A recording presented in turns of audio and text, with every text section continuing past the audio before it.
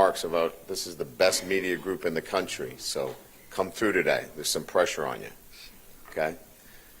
I know how that's going to go with you, Cobble, so it'll be rough. Yeah, no doubt. All right, well, we'll start off with just a recap of Saturday's game against Vanderbilt. Certainly was happy for our players and their resolve, their ability to bounce back, whatever you want to say, relative to their mindset, I think, is what I was most proud of, and how they thought about the week, the game, and they played very well. Garrett Nussmeier played his best game of the year. We were balanced on offense. We had one negative play, whereas the week before we had 14 negative plays. We were much more efficient on first down, which led to very favorable second down situations for us. So it played itself out well from an offensive standpoint with balance and running the football. Josh Williams was outstanding in that game, catching the football out of the backfield, blocking, running the football with a great demeanor.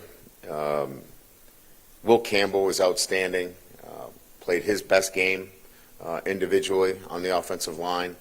And we got other really good performances. I thought DJ Chester probably played his best game of the year. So all in all, from that perspective on the offense, and then defensively, we had one misfit on a run play where they were able to get an explosive play, and then we had a chance to make a play on a pass down the field where we were in cover two. We just didn't make the play. So a couple of explosive plays, but really did a nice job controlling the flow of the game, limiting Pavia's production, and again, I think going against a team that's well coached and had a really good win against Alabama, we're pleased with the outcome. So looking back at it, Caden Durham leads all freshmen in the SEC with rushing.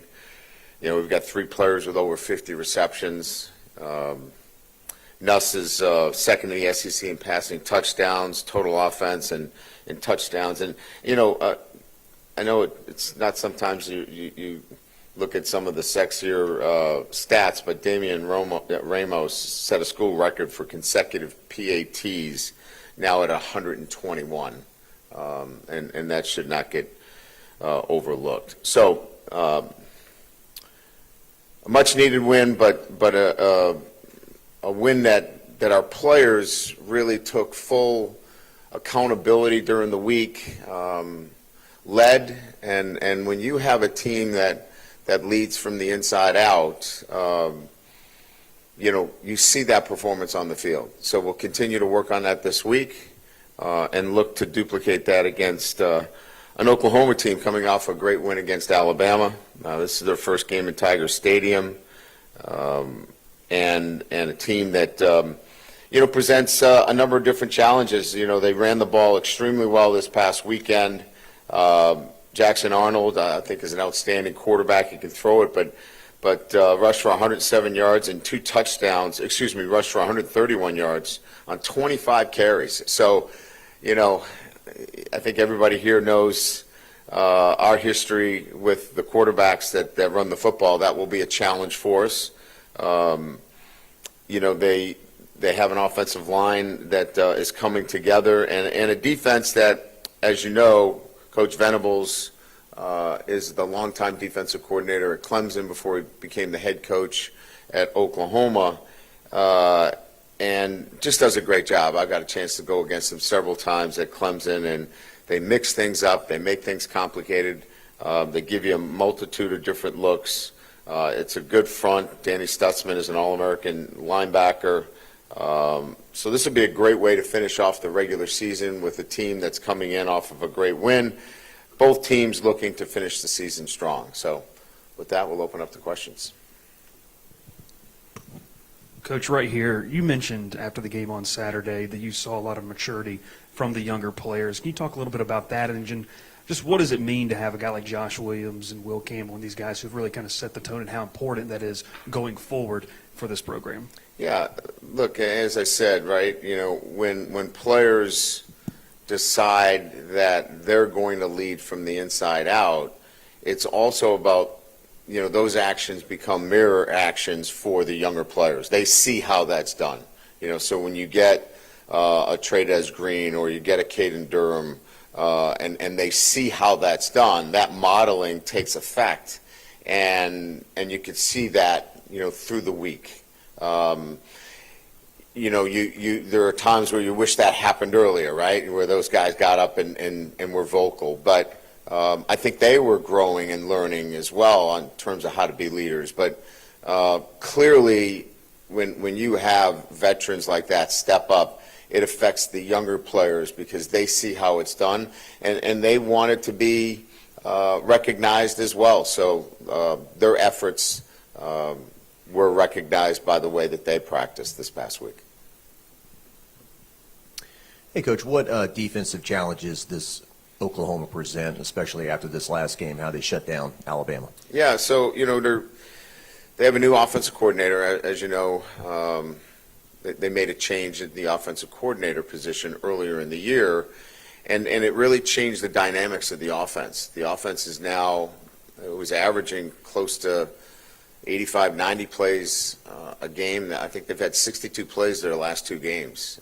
So it is a ball control offense. Jackson Arnold is an outstanding quarterback. He can throw it extremely well, but this is now much more about controlling the football, running the football, playing with physicality. They've got perimeter skill, but I think it's centered around much more of a run-centric quarterback run and take care of the football.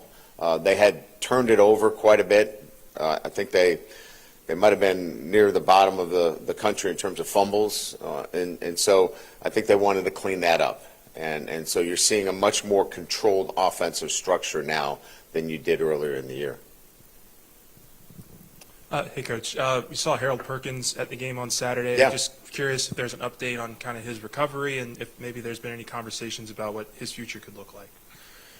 Yeah, I mean, he's doing really well in his recovery. Talking to Owen Stanley, our athletic trainer, he's been he's been in the building quite a bit. Now that he's past the early stages of the repair, now it's about hard work. I don't know that he's made that final decision. I know he's weighing the options, and clearly we would love to have him back. But we know that those decisions are not easy. We'll support him in whatever he decides and provide him all the resources necessary to make the best decision for him and his family. You mentioned the job DJ did and Will. What went right in the run game? Was it that as well as just winning those one-on-one battles between a running back and a linebacker safety? Well, I think the quarterback, it starts with the quarterback. The ability to get us the favorable looks that gave the offensive line, the numbers, right? Where we could run combination blocks, where we could get leverage, where we could get some of the things necessary to have a more consistent running game. And it starts with the quarterback, quite frankly. When you're in a one-back offense, you have to be able to do that. And I thought Garrett was outstanding. It was his best game by far. And look, you call a run play, the numbers aren't right, the ball goes out to an Aaron Anderson. He's going to make 2 or 3 people miss. That's really a run call. But the numbers weren't right. We're out on the perimeter. When they were right, we were able to run the football up into favorable numbers. And now those guys can effectively do the things that they're coached to do. Pull, gap, combination block, leverage. And we saw that on display in its best form against Vanderbilt. Hey, Coach, after the game you said you only used a handful of coverages on defense and you ran the same pass play a couple of times. What was the thinking early in the week about simplifying things maybe?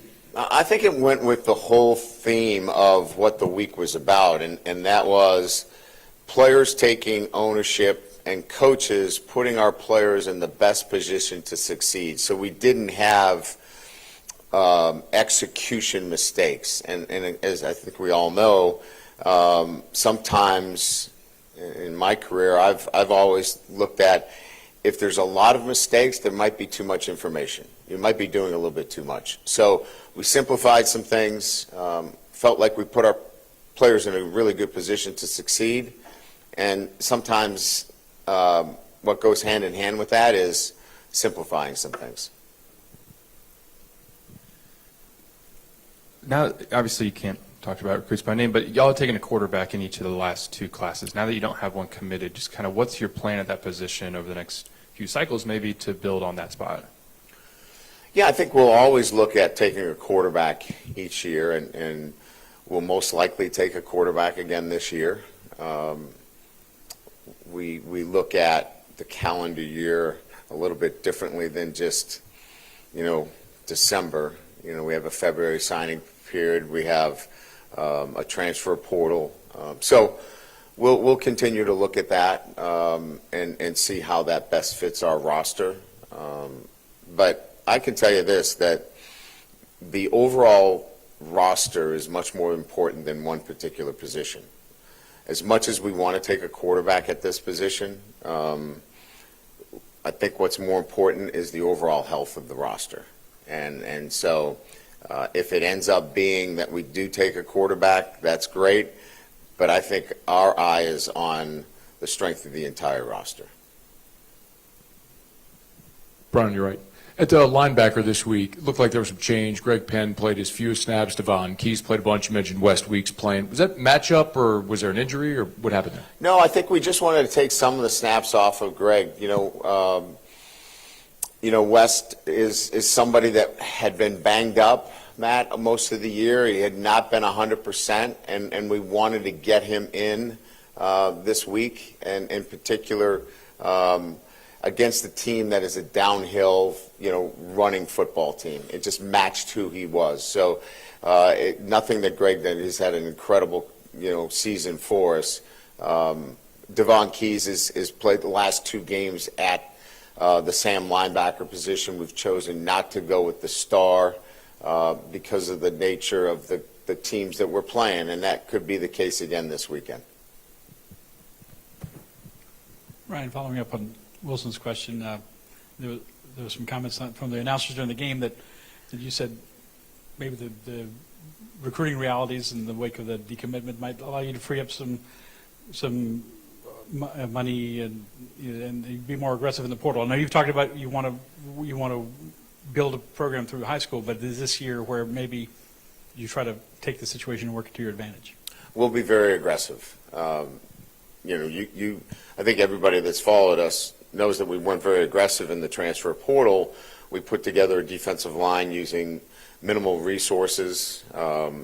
We've really put ourselves in a position, and I'll use this term loosely, to stay well under the cap, so we could be quite aggressive this year, and we will be very aggressive in that area, as well as bringing in 16 mid-years. We're going to have 16 mid-years.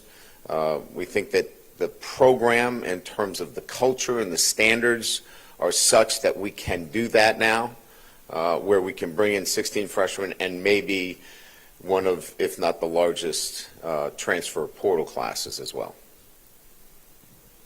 Back to that 4-3 front. You talked about running that 4-3 front against power run teams. Just is the comfortability that you guys are experiencing with it now, having seen it twice, used it twice, is that something that you feel like very comfortable going into this last game, given another running quarterback coming at you? Yeah. So, and you probably saw this on display when Devon's walked out over the number 2 or displaced in any fashion. His fit is back in the box. His fit is back into that B gap. And that's a hard fit. When you're in space and then you've got to go back in and fit, it's really a linebacker fit back into the box. And, when you play with a nickel and he's got to go back in there, or you play with a star and he's got to go back in there, that puts some pressure on your defensive structure. Now, The opposite of that is, let's try to take advantage of that linebacker in space. Let's try to take advantage of him in the passing game. And we think Devon is very, very good in space, in awareness. He is a very good spot dropper. He's not a guy that's going to play man-to-man on the number 2 receiver, but he's really good in space. So we just felt like this was the best matchup to give us that kind of gap integrity of bringing him back in on run fits. Coach, you just mentioned how it was important to kind of stay under the, I'm using air quotes here, the cap last year with the transfer portal, but be more aggressive this upcoming offseason. Why was that decision made to ramp up to this upcoming offseason when it came to that stuff? Yeah, all of them are strategic decisions that you make from year to year, and it just didn't present for us in the manner that we felt like we were going to reach last year on some things, and just didn't, I think at the time when we were looking at players that made sense for us, they duplicated a lot of things. We don't have that duplication in the program anymore, so that's why in certain areas we'll be very aggressive. I guess if I could follow up on the whole roster building, can you just explain what that's like? I mean, you're coaching the team right now, but you have a staff that's going to the early signing period, then the portal window immediately follows. So how is all that working to start building the roster for 25? Well, it's Austin Thomas, myself, Frank Wilson in particular. The three of us are working on that on a day-to-day basis. We're having meetings with players, so it starts with retention first of players that have to make decisions relative to whether they're going to move on to the NFL or they're going to stay here. So the first part of that is retaining players that you want. The second part of that is the ongoing recruiting process and bringing players into your program through the recruiting process. The third level is the transfer portal and identifying particular positions that you believe that you need to go out and get a mature player that has played snaps at that position at a level that can impact your roster right away.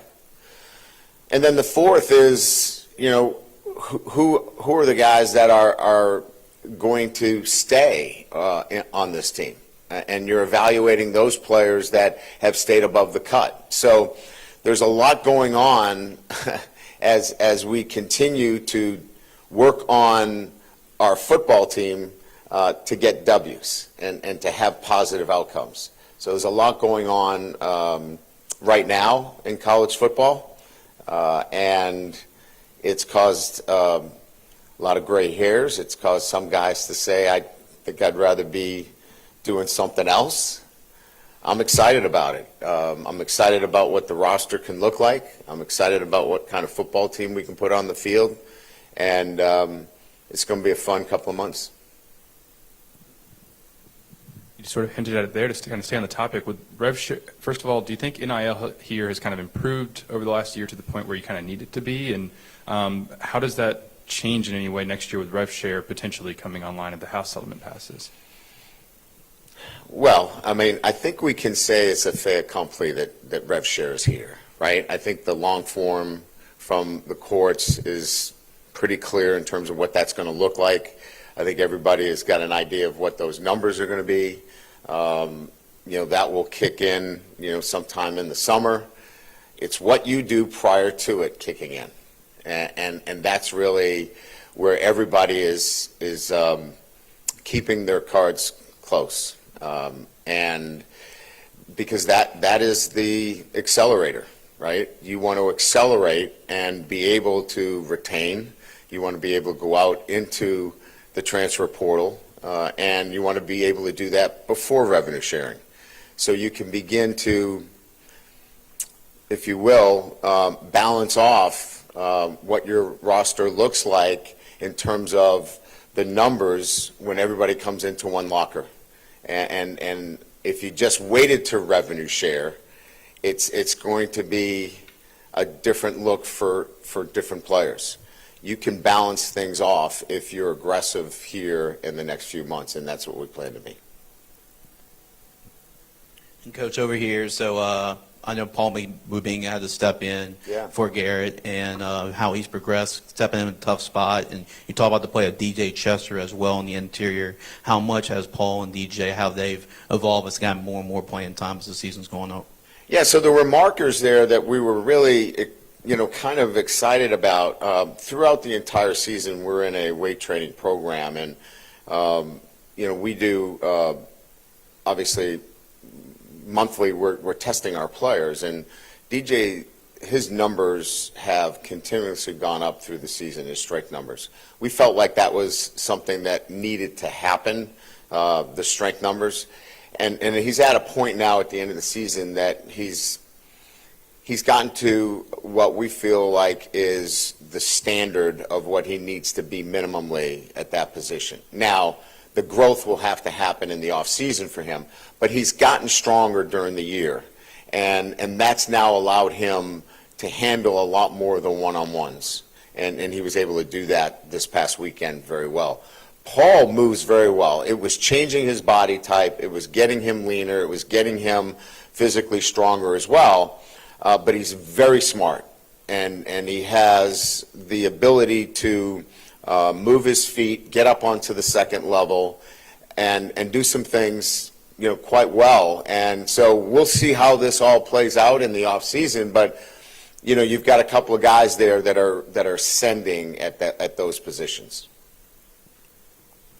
Right back down here, Coach. The term CEO, head coach, has been used for guys like you and others across college football.